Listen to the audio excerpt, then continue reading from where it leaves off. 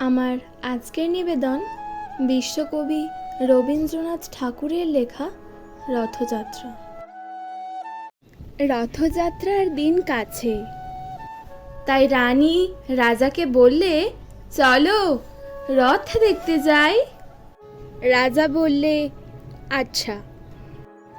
ঘোড়াশাল থেকে ঘোড়া বেরোলো, হাতিশাল থেকে হাতি, ময়ূর পঙ্খী যায় সারে সারে, আর বল্লম হাতে সারে সারে সিপাই সান্ত্রী।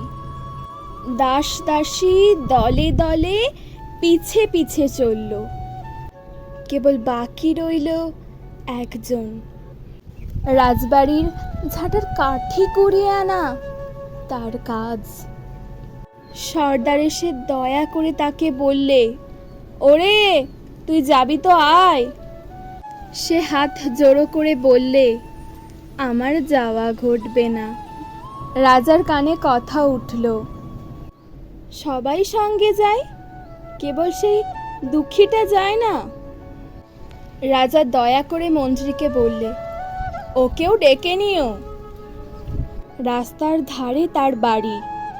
হাতি যখন সেইখানে পৌঁছলো, মন্ত্রী তাকে ডেকে বললে, ওরে দুঃখী, ঠাকুর দেখবি চল।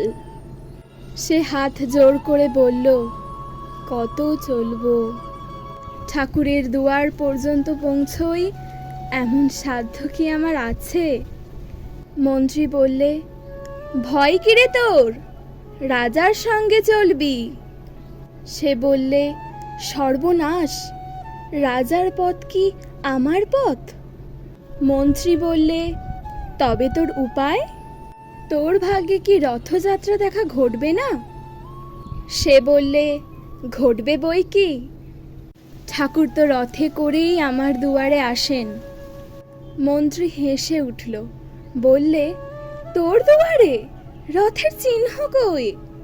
দুঃখী বললে, তার রথের চিহ্ন পড়ে না। মন্ত্রী বললে, কেন বলতো? দুঃখী বললে, তিনি যে আসেন পুষ্পক রথে। মন্ত্রী বললে, কই রে সেই রথ? দুঃখী দেখিয়ে দিলে, তার দুয়ারের দুই পাশে দুটি সূর্যমুখী ফুটে আছে।